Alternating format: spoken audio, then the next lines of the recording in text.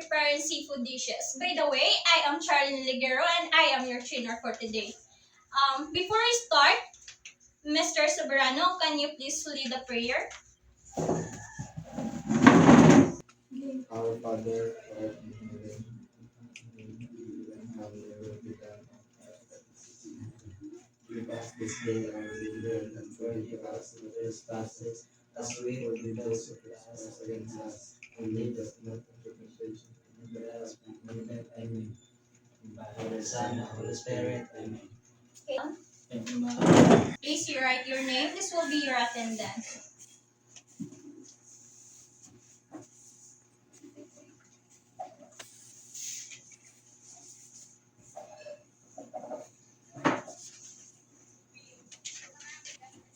I will give you 10 minutes to answer your pre-assessment.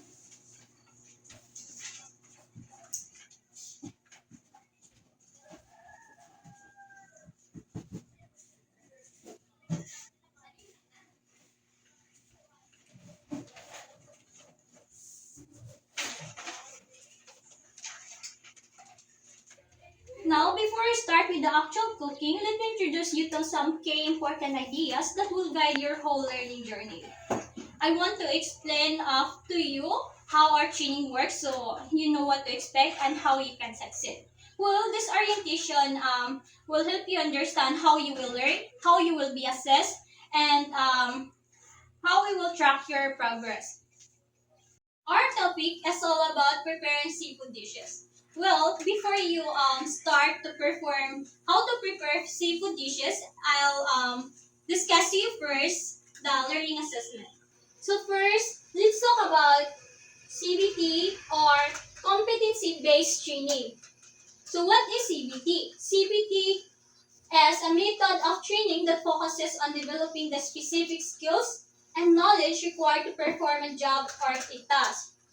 It, it emphasizes practical, hands-on learning and measures success by the trainees' ability to demonstrate competence according to industry standards rather than just theoretical knowledge. In CBT, it doesn't matter kung sa kakadali makakaton. What matters is that you can master the skill. So, you can move forward when you are ready and capable. Ma'am, can I have a question? Yes, Mr. Soberano? Dili day kailangan magdali basta masabtan o mabuhat nako ang task. Yes, exactly.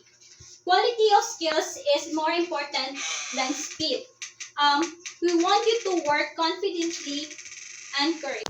Now, let's proceed to the role of CBT. Mr. Soberano, can you please read the role of CBT? So, number 1, develop job-ready skills. Ensures learner acquire the practical skills needed for specific occupations. Number 2, focuses on outcomes.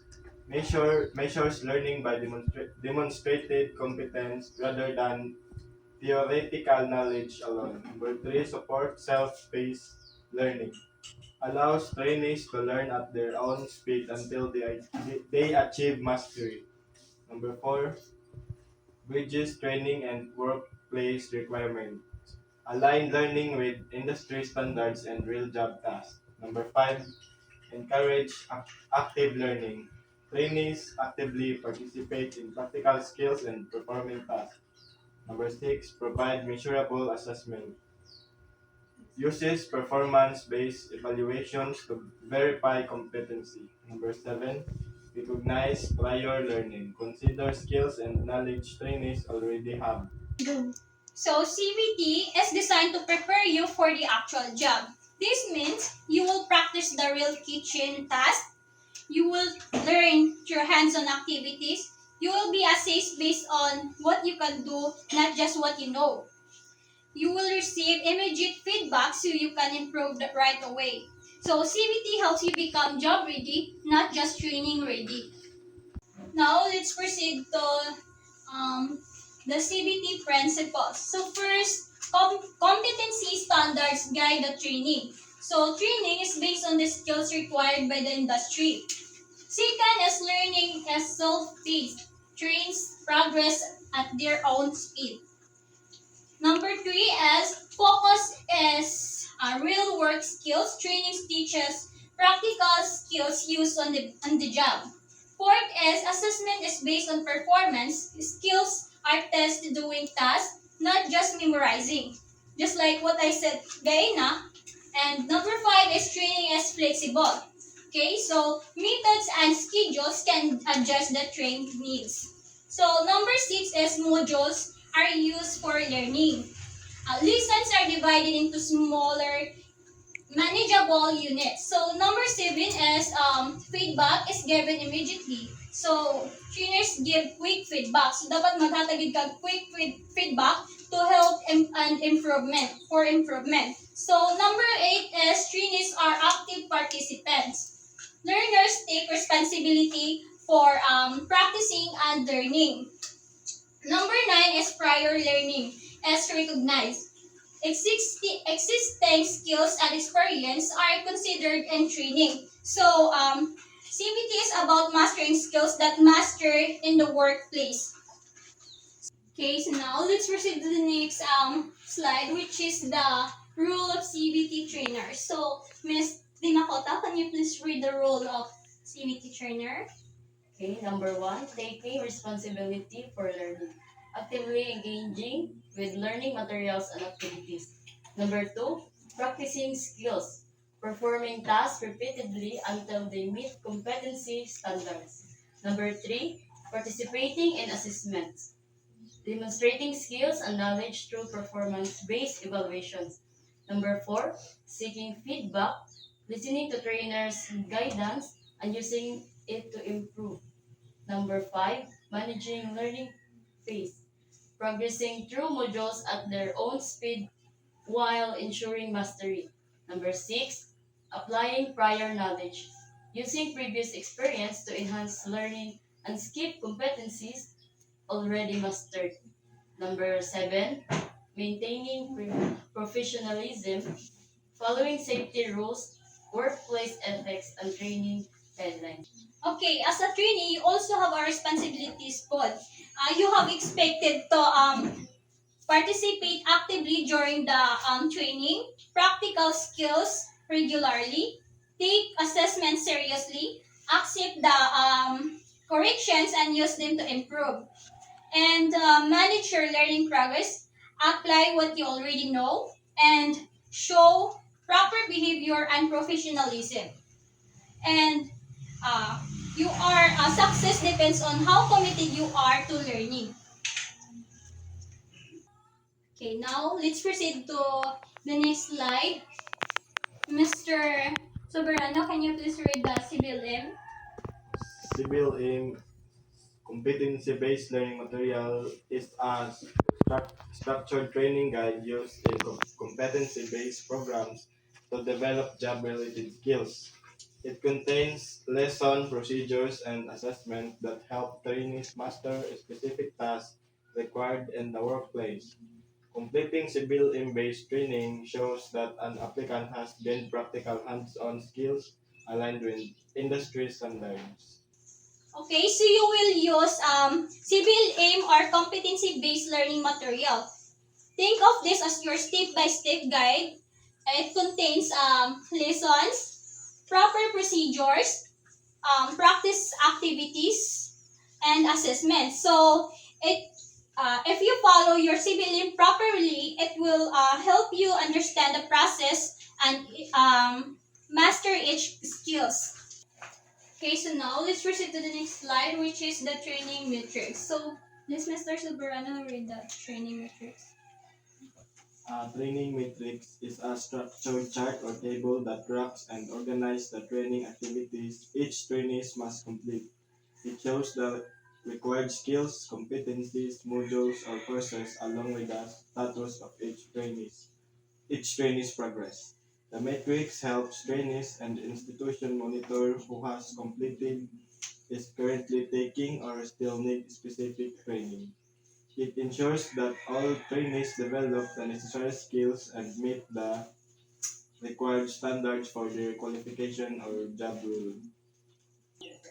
Okay, so the training matrix shows on what your learning status. It tells you what are skills you are required, and which skills you have started, which skills you are still working on, and which skills you have already completed. Well, this will help you and the trainer monitor your progress clearly. So now let's proceed to the next slide, which is the achievement chart. So an achievement chart as a tool used to track, record, and display a learner's progress and accomplishment over a period of time. It helps instructors and trainees see which skills, competencies, or learning objectives have been mastered and which still need improvement. Achievement charts are often used in competency-based training schools or workplace training programs to provide a visual overview of performance. So the achievement chart record what you have already accomplished. It includes your skills that you have mastered, the tasks you have completed, like what I said earlier, and the assessment you have passed. And this chart helps you see the achievements and stay motivated. As the progress chart. A progress chart is a tool used to track and visualize the trainee's ongoing development and learning or skills acquisition or over time. It helps both trainers and trainees monitor improvement, identify areas that need more practice, and celebrate achievements.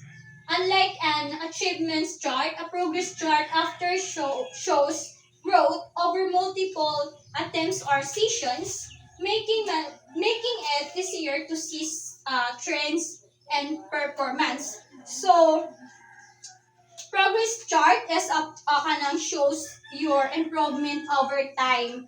So it helps identify skills that are improving, skills that skills you are good at, and skills that still need to practice. So this reminds that the learning is a process and improvement happens step by step. So before we end our discussion, so now that you understand the training system, are you ready to start learning and prepare quality of seafood? Yes, ma'am. Okay, that's all for today. Thank you for listening. I hope you understand, and see you tomorrow. Good day, trainers. Welcome to our second day of training. Before anything else, I would like you to sign your attendance.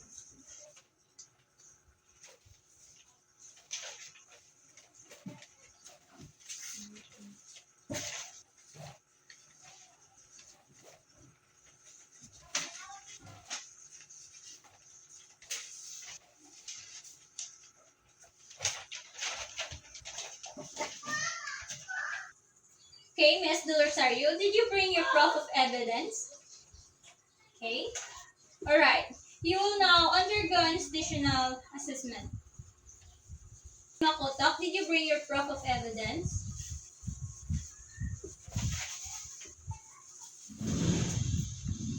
Alright. You have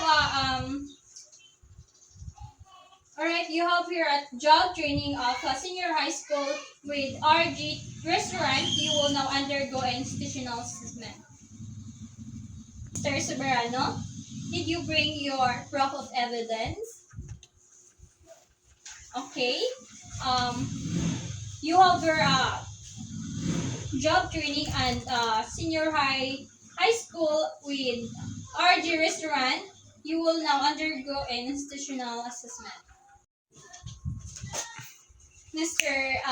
Mahinay, did you bring your proof of evidence? Okay, thank you. All right. You will now undergo institutional assessment.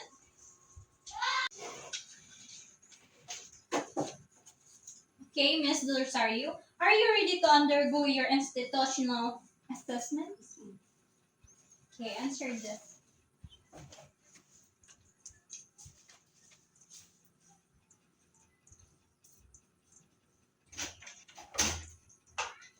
Okay, you can now start your demonstration.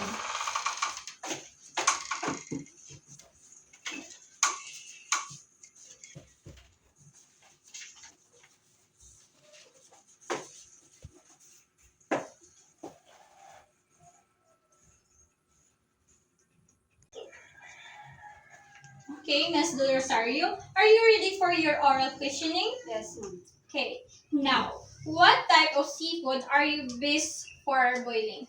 The best seafoods for boiling is shrimp, crabs, and lobster. Okay, you are done. You are now done with your institutional assessment. Food preparation is 30%. Oral questioning is 20%. Congratulations. Here's your certificate.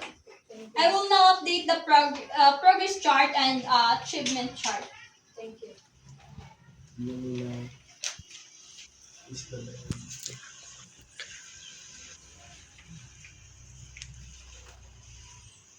Ms. Dimakotak, are you ready to undergo to your institutional assessment? Yes, ma'am. Okay, please sign this.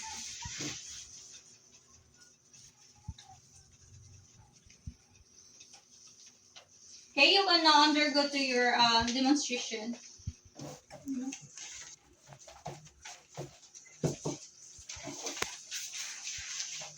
Time is up. Ms. Dimakotak, are you ready for your oral questioning? Yes. What are the ingredients that you are used in preparing seafood boil? So the ingredients that I use are, of course, shrimps, lobster, um, lemon, vinegar, corn, butter, and soy sauce. Okay, Ms. Dimakotak, you are done with your institutional assessment. For food preparation is 30%. Oral questioning is 20%. Congratulations, Ms. Dimakotak. Here's your certificate. I will now update the progress and chart achievements chart. Thank you.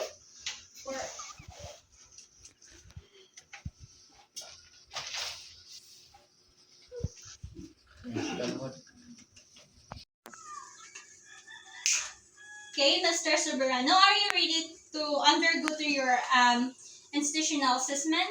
Yes, ma'am. Okay, please sign this.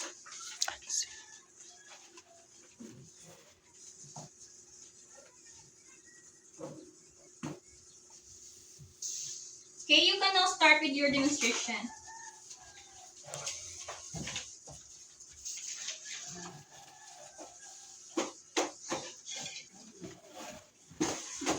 Now, Mr. Soberano, are you ready to for your oral questioning?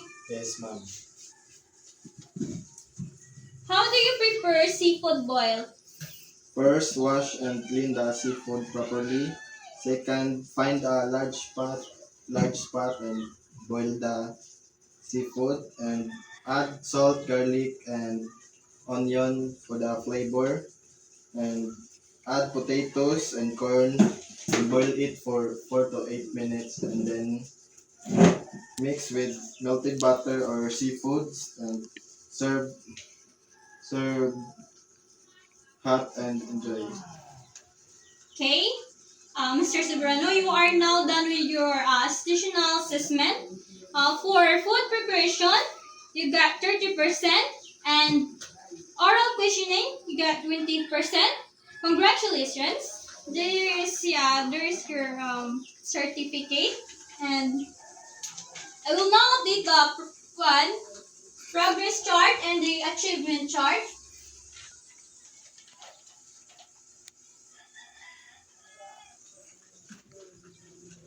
Okay, Mr. Mahinay, are you ready for your oral questioning? Yes, ma'am. Now, what is seafood boil? Seafood boil is a cooking method and dish where different kinds of seafood are boiled together in seasoned water. The seafood absorbs the flavor of the spices while cooking. It is commonly served during gathering and is eaten hot sometimes poured with butter or spicy sauce. Okay, Mr. Mahinay, congrats. You are now done with your institutional assessment. And now, for food preparation, you got 30%. And oral questioning, you got 20%. Congratulations. Here is your certificate. I will now update the progress chart and achievement chart.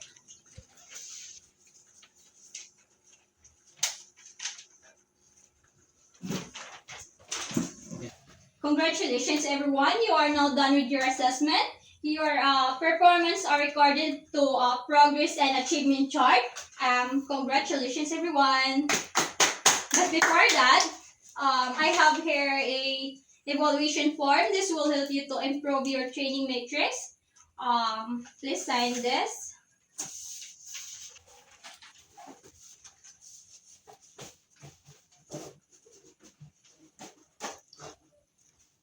Are you done? Please pass.